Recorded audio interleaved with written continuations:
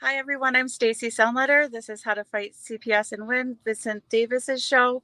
I'm standing in tonight for Miss G. She's with Mr. Davis, and they're out fighting corruption and helping families and can't make it to the show tonight. So I'm standing in, which is an honor. Also, an honor tonight, I have a special guest, Christine, and she is a medical professional herself and has a very substantial story to share with us. And not only is it a substantial story, but it's a story with a good ending to give families hope and inspiration to keep fighting because you can get your kids back. Which I guess I'm spilling the beans about Christine's story, but there's so many details to her story that it's a lot to hear, and it's very insightful about what happens in the system. So, without further notice, Christine, welcome to the show. And would you like to give a little background about your situation? Thank you. Where do you want me to start? It's a substantial story. There's a lot of moving pieces to it, a lot of chaos, and a child that came home. You know, so And that's the best part. yeah. So And maybe start with I guess you were saying that your child was removed because of something minor, like a family squabble. so, yep, the family decided to contact my biological family, my oldest daughter. I have 5 children. Their father unfortunately passed away in 2019. Otherwise, I don't think a lot of this would have happened. But my oldest decided to go searching for answers as far as my biological family that I had not spoken to in over 30 years. And with that came a lot of drama. Um, she felt like she would be better to take care of my youngest child as an older sister of 9 years and contacted DCF. And with that, she even convinced my biological sister to write documents that were false and her ex husband, and everything just snowballed from there. Well, the court doesn't look at anything that they receive, they just automatically claim you're guilty. And it's difficult to find an attorney that will actually give you the evidence, even at adjudication.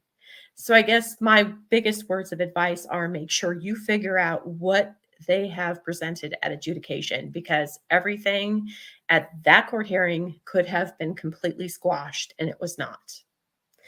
So unfortunately, because I was not aware of what happened or what they had, my child was deemed in need of care, a sink case.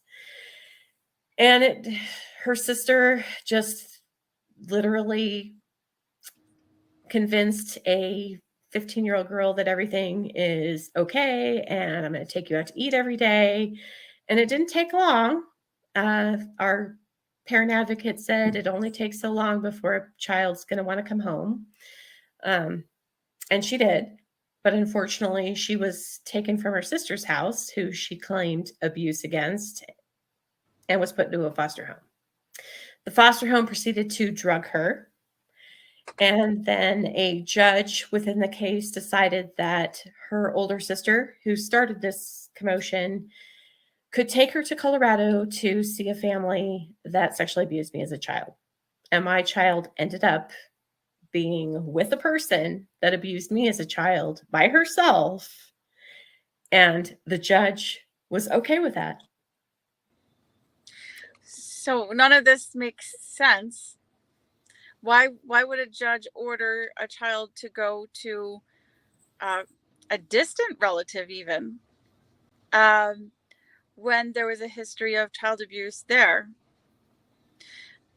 So when you say this person abused you, was it was that person adjudicated as an abuser? Was that I don't know the status because I didn't talk to them for 30 years, but I was an emancipated minor at the end of it.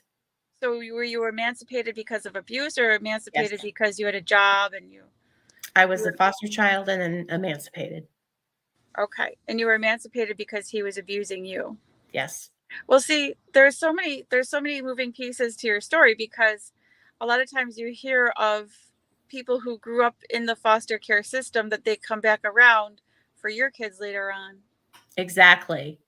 And it started as soon as their father became ill.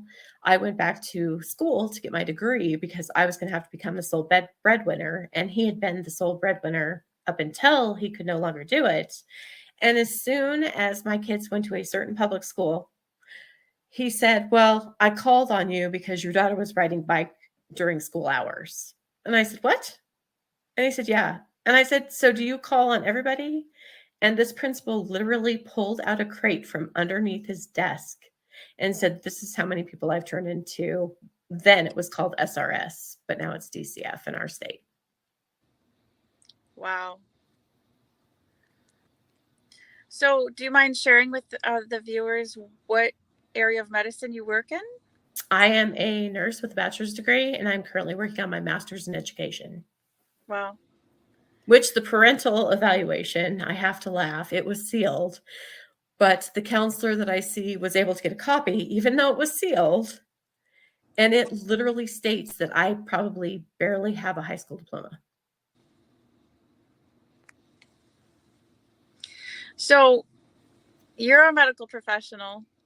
I'm a medical professional. I'm a physician assistant, right? And I'll tell you one of the reasons, and it seems like you did the same kind of thing. This was maybe your logic too, but you can tell me. Um, when I was just even a child growing up, I aspired to be a mom, and a good mom. And one of the reasons I went into medicine was actually so that I could be a great mom and take care of my family, because I always thought, health is so important. And here you went through your own trauma and medical experience of a spouse that passed. And I'm sure it had to have touched you in a certain way, that's why you went into nursing school, so you could be a better parent, take care of your family's medical needs, and care for your family. I don't know if I can't put words in your mouth, but I know that's how I felt. And I know the reasons in my family, the people that were sick, that's why it inspired me to do what I did. And I grew up in a medical family, and that's just what you do. You take care of people. And the saddest thing is that my husband could have survived, but we did not have the finances to cure his condition. So, And then you have how many other children? You have four other children. yes. And I always am baffled by the situation when you have all these other children at home, but they take one. And literally, the 17-year-old child was at the home when they took the then 14-year-old child. They pulled the 17-year-old child out of the home, told him he could not talk to anyone, couldn't do anything. And then they just went ahead, walked in, and took the 14-year-old. Offered him nothing.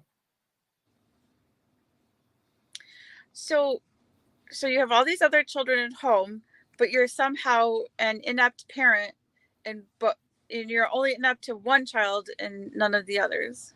Yep. And this happened twice because my second daughter, we tried to get mental health services for. At 16, her father and I decided that she was getting into too much trouble. She had graffitied the school. She had stopped a train, which is a federal offense, by the way. Don't stop a train. And we got a bed for her like a responsible parent would at a mental health facility.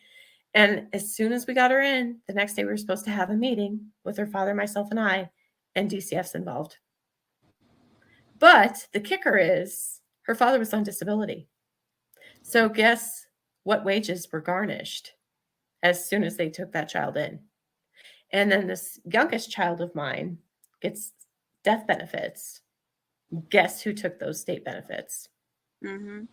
And even after I have her back, I cannot be a pay representative. They're giving it to a person that we don't even know, who has not supplied us with any of her funding, like meager means, and they are holding on to her benefits. In fact, the check that they sent us spelled her name incorrectly. So when she's 18, she can't even go get that money because they spelled her name incorrectly. There was another family that I interviewed on this show, just a different segment, but it's all Mr. Davis's shows, and the mother got her kids back, but yet even though the kids were in her house and back, they're still garnishing child support from the father's paycheck. Yeah, that's all they want. And as soon as Yeah. they saw my kids had Social Security death benefits or SSDI, they were on, and I could pay child support, of course. Wow. And there's no fighting it. Like, I've been on the phone with Social Security for days, and there's no answers. There's no one to help. There's no one that wants to touch it. The only thing that I've been told that I could possibly do to rectify this case and help other people is to write a book. And a parent advocate told me that if I write a book, two things are going to happen. It's going to become a bestseller, or people are going to pay me to shut up. You know, I think Mr. Davis has a service for assisting people to write books on their situation. I saw him talking about it one time, but I don't know anything more than just what I've already said. But if you want assistance, you may want to look into that. I think there's also it's helpful too to have some legal review of this, of anything that you publish, because sometimes when you hit all their sore spots, they get kind of inflammatory. And I talked to my daughter today and I said, you know what? I'm including all of these caseworkers' names. I will change our names, but the judge and everyone else, his name can go in. And I said, how do I put in all of the recorded conversations that have happened with DCF and our contractor here, St. Francis, where they basically condemn themselves. In fact, one of the caseworkers sent me a letter that if you and your attorney have any further questions, I'll be happy to speak with you with our lawyers present. And I kept that email and I'm like, that's all going in the book. So it's really particularly disturbing to me, not only that they sent your child to go visit a complete and total non-relative, I mean, because biologically related, but never, like, not even fictive kin. Like, my children have all had a grandmother that's fictive kin, which is the term apparently. Like, they have a grandmother that they've known and grandfather their entire lives. But to send them to see my biological family that I've had no contact with for 30 years. so that's particularly bothersome. But the other part that's particularly bothersome, well, it's all bothersome, right?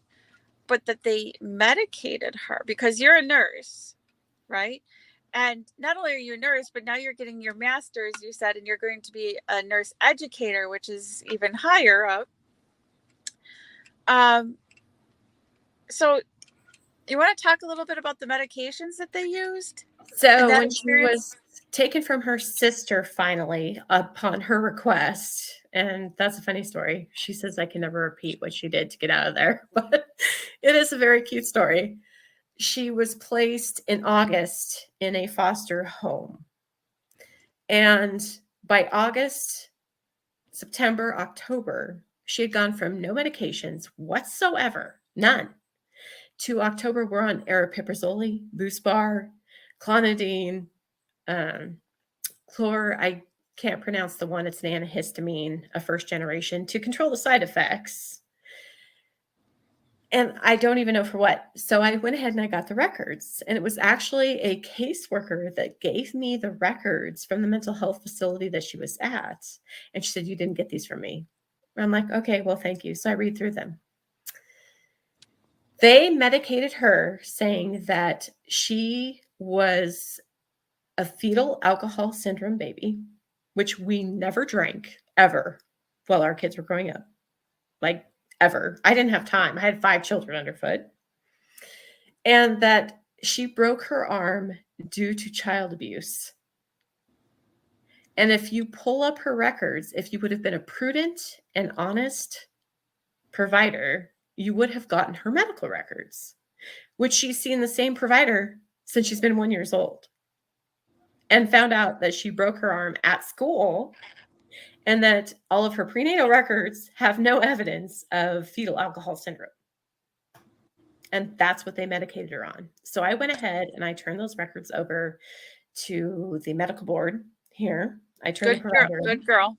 I called the Office of Civil Rights and I said they're committing Medicaid fraud Good for you. because that is not what you do. And I don't know, I'll probably never hear anything back. But the fact is, if they're doing this to my child, they're doing it to everybody else's children as well. Well, there's And one more thing. You're a nurse educator, right? Or working on that. Do you have to educate nurses on appropriate use of restraint? Because is yes, that not also chemical restraint? correct. But if you're a foster parent and you want your kid to go to bed at 9:30 at night and not wake up till 9 in the morning, and then you get $1,700 a month instead of $900 a month, Right. why wouldn't you place my child on all these psychotropic medications? So as soon as she got home, April the 6th, I made appointments with the counselor that had seen her prior to leaving because her father had died. And I also made an appointment with a psychiatric nurse practitioner who I've had to deal with, considering everything we've been through. There were some meds needed. And I took her up there and she said, I don't recommend any meds. And she goes, this is quite the list. Like, this was not warranted at all. Well, so that touches me because they did the same thing to my child. And we were discussing this a little bit before the show. And my ex-spouse is an attorney, and he was an attorney for CPS. And my kids disclosed abuse, sexual. Also, my daughter was repeatedly running away from her father and disclosing strangulation. So they put her on similar medications, Risperdal, Clonidine, a sedative, and a stimulant similar to like Risperdal or Adderall, right? And my child came to my house reiterating the counselor told her that one pill is to stop her from running away. One pill is to stop her from being mad at her father. One pill is to help her sleep at night because she's scared to sleep at his house. And one pill is for her to help her wake up and go to school in the morning. And she, to this day, refuses to take any medication because she's scared. And she's 17, almost 18 now. And she won't take any medication ever because she's so scared because of what happened to her. She was so drugged. She Yep. said, Mom, I felt so drugged at that time. I was afraid I was going to die because I was so drugged. Yeah. And so when I went through that, you went through that, you're a nurse, I'm a physician assistant, we're medical people, we know how wrong this is. And they're doing this routinely. I mean, we're not even in the same state. Nope. And that's And my daughter's prescribing psychiatrist knew there were allegations from my daughter of sexual abuse and strangulation, and he still did that. well, it's just like having the wrong records. I even asked for amendment to the record. They refused. Because they liked what was in there, the narrative that they were creating. Mm-hmm. And that's when I turned it over to the Office of Civil Rights, hoping that they would do something as far as HIPAA is concerned and Medicaid fraud. Right. Because how can you justify drugging a child based on a false narrative? And Right. unless I scream at the top of my lungs, this is never going to go anywhere. Right. I know in New York State, when you report any physicians, so it would be a psychiatrist, not a psychologist. But in New York State, if you report any physicians to the Office of, I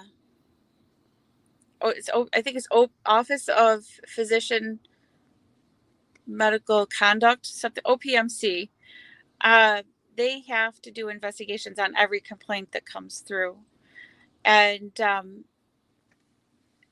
so I can't ever say what their disposition or findings will or will not be, but, that's the comparable in New York State to kind of what you're talking about, the avenue that you tried there. But, and I did contact an attorney, and he said that, I'll get back to you in a couple months to see if you've heard anything. I don't think I'll ever hear anything about what that investigation ended up being. yeah, But likewise. I do know that it was not me who reached out to the Board of Healing Arts. It was the Kansas Department of Health and Environment that reached out to them. And now we have the Division of the Child Advocate, which is where I went to legislation and spoke in need of having a separate oversight committee for DCF and their contractors. I don't know which one actually contacted that office. So, so you had an attorney when you went into court for all this fighting, right? Yes. And what state are you in? Do you mind saying? Kansas. You're in Kansas? I am in the geographical center of the United States. And were you happy with your attorney? No, and I hired him. I paid for my attorney. And you were not happy with him? No, But you got your kid back.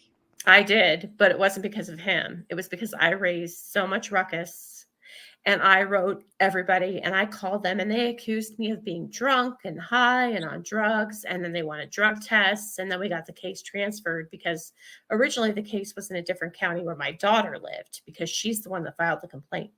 So this case started 2.5 hours from where I live. And it took a year to get it transferred back to the county I live in, which is a very small town. And I knew once it was transferred back here that this would go a lot differently. And at the very last hearing, my attorney didn't even show up. It was one of his cohorts. And he said, in my 42 years of experience, I've never seen a case go on this long. Because they were trying to keep your kid from you. Yes. They wanted to drug her. And even the foster mother, like I said, was literally when we were in court, because we were on Zoom, I have my daughter texting me that she said, the foster mom's telling you to shut your mouth. Shut your mouth, mom. Shut your mouth. You're never going to get me back if you don't shut your mouth. And I said, no, I got you back because I didn't shut my mouth. Right. And I recorded everything, whether it's Smart. legal or not. I don't care. I have it all. Smart. Did you have any favorite recording devices? Just my phone. Your phone? Even with some of the counseling sessions where the counselor allowed my daughter to literally verbally abuse me, even though that's not what she felt. It was never redirected. But the Right. 2 Zoom meetings that we had with the head directors with my attorney present are just unfathomable. You cannot believe what they actually said on there. And that second meeting is when I got the letter or the email stating, if you have any more questions, I will be more than happy to speak with you and your attorney, with DCF attorneys present. Now, do you know if Kansas is a one-party consent state, or if you have to inform the other side you're recording? I think it's a one party. Yep. Yeah, that's what we are in New York. But Vincent Davis, his practice is mainly, I think he's licensed in many states, but his office is mainly in California, and California doesn't have the luxury of being a one-party consent state for recording. So and that's nice. Point, I don't care. They have nothing else they can take from me. They have pretty much bankrupted me. I'm going to write my book. I'm putting all their names in it. And what else are you going to do? If nothing else, there's going to be enough people to get the copies of this book and understand. And my daughter even was joking. I said, so how do I put these recordings in a book? And she's like, Mom, you just make a QR code. That's right. Tag order. You know, my kids taught me how to use Apple Pay on my phone. So when in doubt, when you don't know something about IT, ask your kid. I'm like, and once it's out there, you can take it back. Yeah. It's brilliant. Brilliant. And I have nothing to lose. So I was talking to my boss the other day. I'm like, I'm full of anger and rage. There's nothing you can do. Like, I'm going to write this all out so that parents have some avenue to fight this. Because in Kansas, I'm hearing the same story over and over. But the problem is these parents are either in poverty or they do have drug issues that they're scared about. I've heard about parents who have gone, they've been told they live in Topeka, but they have to go get a drug test in Kansas City. I'm like, how can you keep a minimum wage job? I was lucky enough, I had the ability to go to the parenting classes that they had at ridiculous times. I was lucky enough to have a boss who said, "Oh, yeah, go get drug tested because we can't wait to see how this turns out."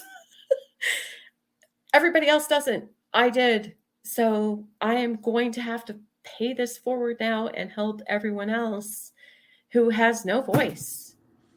You're right. And they literally have no voice whatsoever. And for Yeah, this to happen, I don't know. We seem to be a bit like-minded. So tell me what you think about this. But a lot of times I tell people, when you encounter a situation like this, it's like meeting a bear in the woods, because you're never going to be as big or powerful as the entire system. Their pockets are endless. Their influence is pervasive. And so always, no matter how much money you have, you can be a billionaire and you still don't have as much money and resources as they do. So you're always going to be the smaller guy when you're going up against the system. And like you described, your attorney seemed to be helping the other guys more than you, in right? fact, he wasn't prior. He thought this was a closed and shut case at adjudication, but he didn't disclose to me what evidence was even present at adjudication. So the primary physician that's seen Anne Marie, or sorry, our entire lives, ends up being subpoenaed. And so you're basically led to file no contest to the child is out of my house without my permission. Just as an aside, that's a violation of due process when you don't even know the allegations and things against you so you can defend yourself. Nope. But back to the bear in the woods concept, I always tell people this is kind of like meeting a bear in the woods, because the bear in the woods is always bigger than us. And if you if you do the whole little silence thing and you sit there like a little bunny, you're going to get eaten. Yeah. And if you run, the bear is going to show you how he's bigger than you and chase you and show you he's boss, and you're still going to get eaten. The thing that you need to do is you need to annoy the bear. So you throw rocks at him and you shout at him and you show him that you're going to fight back. And then the bear thinks, well, I could totally still eat this person, but this person's annoying, so I'll go to somebody else and pick on somebody else. That is what happened. In fact, I don't think anybody in the state likes to hear my name. Yeah. Including when I went to legislation. Which is horrific to begin with, because why should your name be a bad name when you did all the right things? Exactly. They're hiding so much. They just take these kids and traffic them out and then keep them. And if they have Social Security or you can pay child support, even better. Because how many times in my career have I seen kids that genuinely need help, families that genuinely need help, that we're mandated to report, and they don't get any help? These kids are still in the same crisis that they were before. So have you found any attorneys in the Kansas area that are reputable for helping in this sort of situation? Nope. I have been the best homegrown / attorney that you can find in the state of Kansas. Yeah. In fact, I've had parents contact me and they're not even aware, because they don't give you the Bill of Rights or the pamphlet, what happens during a sin case, which was mandated by the lawsuit that was filed against Kansas in 2018 for moving children so much. Never gave it to me whatsoever. And I can literally verify that the genogram that they have you fill out in the beginning of the case, and I'd love to say the caseworker's name because she was out for blood. She wanted to get my nursing license revoked. It took them 7 months to get my unsubstantiated letter to me, but her sister, who reported her, who had or should have been substantiated and runs a daycare, she got hers within a week. Never gave me anything. But in the genogram, it said I was a victim of sexual abuse as a child. and that this is her kin. Her fictive kin were listed on the genogram, and they still allowed her to go and visit this family who bought her lavish gifts. So I have my own reservations about what their intentions were, because I don't know why a 40-year-old male who's not married to a biological sister at 38 is buying a 14, 15-year-old girl a bunch of lavish gifts. So that concerned me. But yet they still sent her to go be with this family that she's never known. So, other than to be really annoying and vocal with all agencies and oversight that you can possibly think of, what advice do you have for anyone in your similar type situation? Reach out to your parent advocates. There are a lot of good parent advocates. Kansas has the Kansas Family Advisory Network. They do the best they can. In fact, they've advised me, we don't even know what to do. Like, this was such a gross, negligent failure of our system. And if you can find a parent advocate, do start looking for all of your state laws. But not everyone has those resources or has the means to do it. And they're hard to find. Like, it took me a while to find the Kansas Family Guide on a sync case. It just doesn't pop up in a Google search. So when you say the Kansas Family Guide, is that the comparable, like in New York State, we have the New York State CPS program manual. Are you saying like know the protocol of CPS in your area? Correct. Yep. And Kansas does have a child in need of care pamphlet, but it is hidden. Right. Were mandated during the 2018 lawsuit to pass that out to every parent that became a sync case, and I never got a copy. So in New York State, ours are easy to find, but if you wouldn't mind, after the interview, if you could post a link so that if anyone from Kansas is watching, especially because it's hard to find, if you could post the link to the interview, I would appreciate that, because we're like cut from the same cloth. That's why I was so happy to be able to do your interview, because I've watched your videos and been like, you and I are thinking exactly alike. Yeah, because I say the same thing. I always say, I'm just this homegrown person, and then you said it too. And but I'm always thrilled when I interview somebody and they have read the CPS program manual for their state, because that, knowledge is power, so as much law as you can learn, as much of the protocol that they're supposed to follow that they never follow, and call them out on it. And yeah, I've gone all the avenues through the oversight and reporting too. And I did get the attorney for children in my case. I did get him admonished. So every once in a while, your 600 complaints or whatever, one of them will finally stick, um, and so yeah, I mean, we've proceeded similarly, but that's the only way I have really found what a person can do for themselves is, yes, of course, try your best to get a good reputable attorney, because many, even like you said, a paid one for you in Kansas, worked for the other side because it's so intimidating. So get a good attorney if you can find one. But that's without saying, just because you have a good attorney, you have to become as knowledgeable as possible. Everything you can read. Like, And I have a counter back here. I have to show you. This is all my case on CPS. And I am trying to figure out how to take it forward, because my child in the very beginning was taken under false pretenses, no warrant, nothing. And so how does that even stop? I'm working on. And I don't know how for anyone to get their children back without working hard, personally. So there might be some magic, what is it, that Staples button, You press And wherever that commercial, right? it's definitely not going along with whatever they say.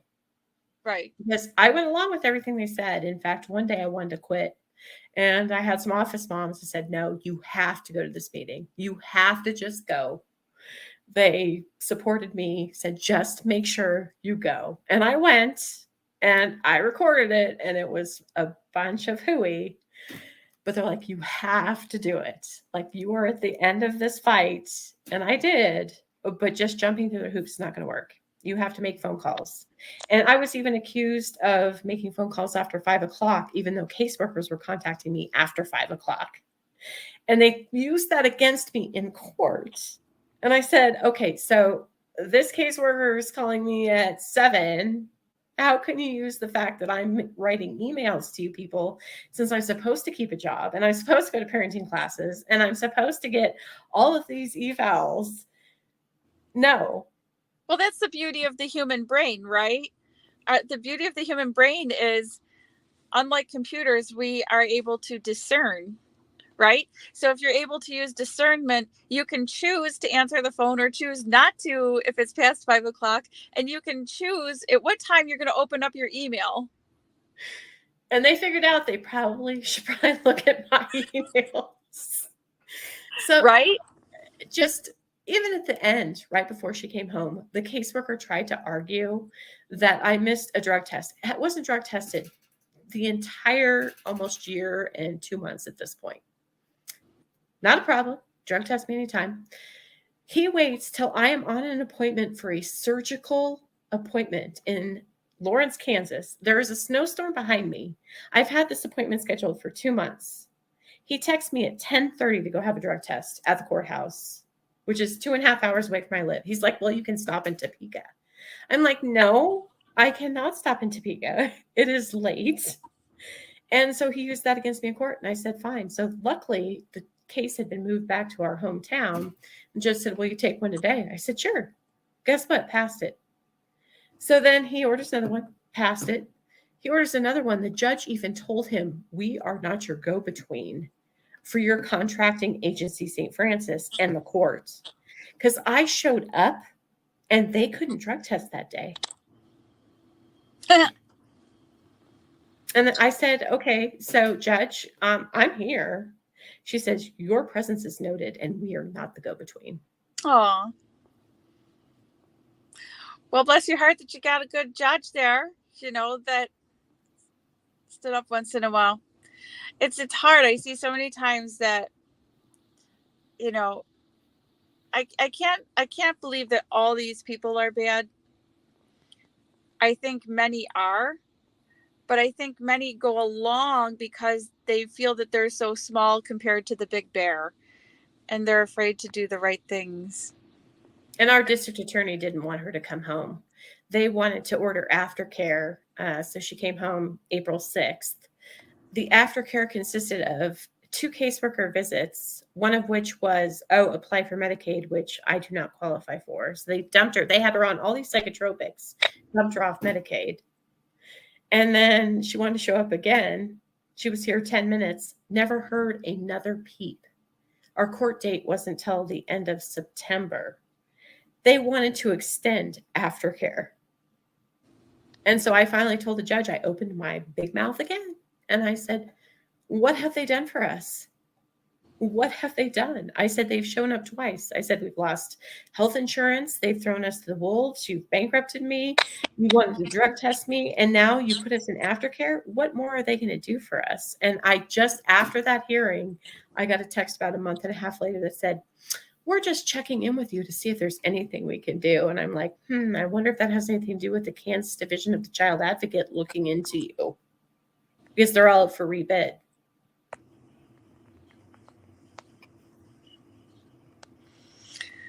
Now, obviously, your daughter's been through a lot in a short period of time. A lot. She was medicated. She was put into the custody of a pedophile for a period of time. She was taken away from her home environment. A lot happened. How long has she been home for? since April 6th. And she wants to let it all go. She asks me every day, why do you keep fighting, Mom? This is over. And I tell her, because I'm not going to let other families ever go through this. And we've had lots of crying, lots of heart to heart conversations about, if you don't like it here, then, you're home, but this behavior can't continue, or, we're a team, stuff like, dishes and whatever. And it's been a great relationship. And quite honestly, I think she's overcome all of it. But my heart breaks because she doesn't feel like me advocating is a good thing. She's like, let it go. Let's forget about it. It's hard. It's hard. And I think about, my situation too. After, I've emerged or my kids have grown up or what have you, am I going to keep doing this? And in ways, by advocating and exposing, we're putting our life on the line too, because there's a lot of ugly people who don't like what we're telling the truth about. They don't. And the problem is once you know, and you can't unknow what you know. And there was a part of us that was at one time naive, and we knew what that life was like, and then can understand how other people who haven't been through these experiences would be similarly naive, and not sharing our story to those people then makes them vulnerable. And we just had a hearing in New York State. Our senators, the Senate, had a hearing about family court in New York State. And the term that they used throughout the hearing was dehumanizing. Mm-hmm. And that's not a little word. That's not like, word. That's not, failing. That's not errors. That's not underperforming. That's a much bigger word. And the whole system, family court, CPS, is dehumanizing. And you know it. I know it. How can we know and not say anything? And you're a nurse and I'm a physician assistant, and our lives are devoted to caring for patients and others. And knowing this information and knowing what they're really doing, it's It's hard, wrong. it's There's no hard other easy way to say it. hard to keep inside and sit back and let anyone else experience it. And So I can't. And you know what? There's not much else. The Board of Nursing already knows what happened. Like that letter was already written. and it's hard. It's hard. And hopefully, your daughter will come to understand what we're describing here, and know that it's not over till the dehumanizing treatment is over. Yep. For everyone. Right. Right. So thank you so much for being on the show. Thanks for And, having me. and thank you for sharing your story. And I wish much healing for your family, yourself and your daughter, and all the significant traumas that you've been through. And I just also want to say too, because we're healthcare providers, a lot of people get focused on post-traumatic stress disorder, PTSD, and how these horrible situations are so harmful and torturous and detrimental. But there's also post-traumatic growth. That's another response that can happen from trauma too. And a lot of your growth is your wisdom and knowledge that you want to share with other people to help spare them from their suffering. And you gain a lot of wisdom and different priorities than you started out with in a whole reorganization. And I thank you so much for sharing your wisdom and your priorities. And um, and I thank you for sharing all of that with us. And I think what you're doing is a wonderful thing. And many prayers to you. And you as well. Thanks for having your show. And thanks for being so inspirational for all the listeners. Hopefully. This is how it's done, right? Hopefully. I'd like to stand by all of them and say, I'll be there. Give me a minute. Yep. This is how it's done, right? This is how it's done. It was hard work for you. You got your whole, portfolio behind you there. It was hard work, but this is what hard work pays. This is how hard work pays off. Yep. Helping others. Yeah. So thank you so much. Is there anything else you want to add? No, thanks for having me. And I hope everyone has a blessed evening and they can survive. Yes. Thank you. Thanks again, Miss Christine. Yeah, you take care. You have a wonderful night. Bye. Go kiss all your 5 kids. Yeah. Thank you. Bye. Bye-bye.